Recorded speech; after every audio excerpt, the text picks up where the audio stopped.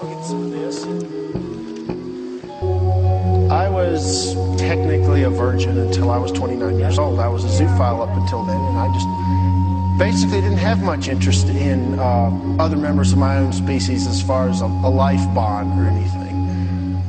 I took him down to the barn to introduce him to some of my horses and some of the other horses that I enjoyed at the barn. And I took him in and introduced him to my miniature stallion. And kind of, I don't know if it was subconscious, I was very nervous and kind of wanted to do the shock factor, as it were. My miniature stallion was dropped and masturbating. When his penis is dropped and he slaps it on his belly, they call that masturbation for stallions.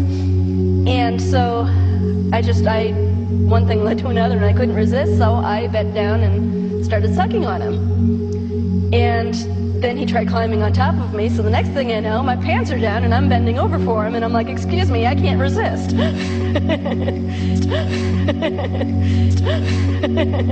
Okay, either he's for real and he won't mind this, or he's not for real and he's going to be totally freaked out by it and run. No, actually, I was very tempted at the point to have sloppy seconds. It turned me on. It was so erotic to watch this. It didn't shock me at all. In fact, I was like, this is pretty cool. I think I found somebody here that might be on my plane here. And well, I have vaginal sex with my miniature stallion. He's not a whole lot larger than most humans. He is a bit bigger, but not uncomfortably so. I like to suck on him orally, and he especially enjoys that.